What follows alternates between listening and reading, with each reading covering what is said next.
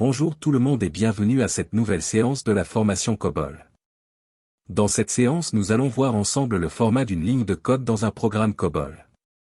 Les instructions COBOL étaient autrefois saisies sur des cartes perforées IBM de 80 colonnes.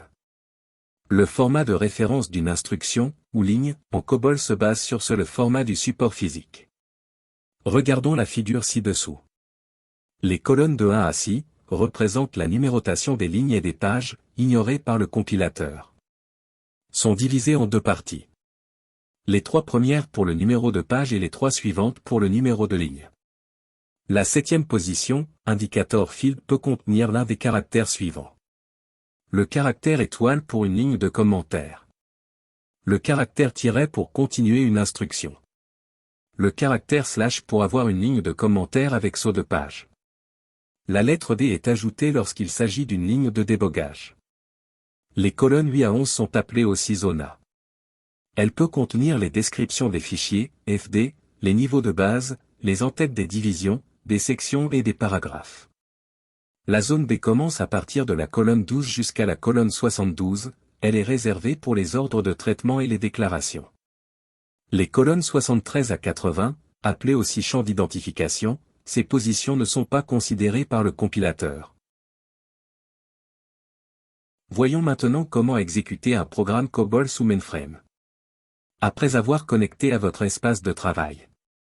Dans la ligne de commande, tapez 3.4 puis la touche Entrée pour accéder à la liste des PDS se trouvant dans votre espace de travail. Nous allons expliquer la manipulation du TSO et ISPF ainsi que les datasets utilisés dans ZFOS dans une vidéo à part. Cherchez votre programme, dans mon cas, mes programmes COBOL se trouvent dans Z94499.cbl, puis sélectionnez le programme à ouvrir en tapant la lettre devant le nom du programme à éditer. Pour supprimer le warning, tapez RES dans la ligne de commande puis Entrée.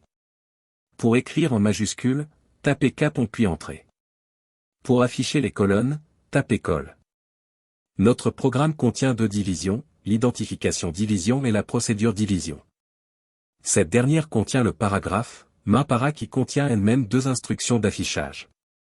Remarquez le tiret à la position 7 et ceci pour continuer une instruction qui ne peut pas être écrite sur une seule ligne.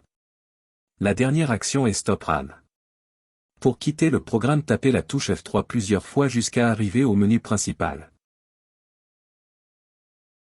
Pour exécuter ce programme nous utilisons un JCL, JOB Control Language. Comme pour les programmes COBOL, on va aller chercher notre JCL dans l'espace réservé au JCL, qui est un PDS. Puis on sélectionne le JCL.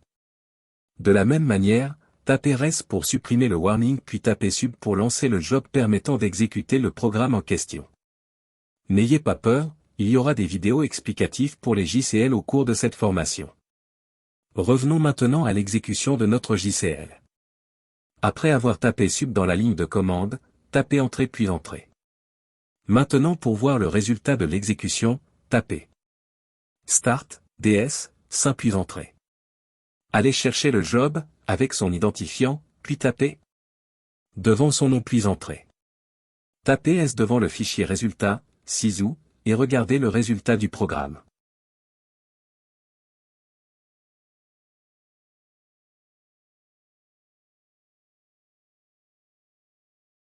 Comme vous le voyez le résultat du programme est l'affichage des 2 messages. Exemple de programme en COBOL.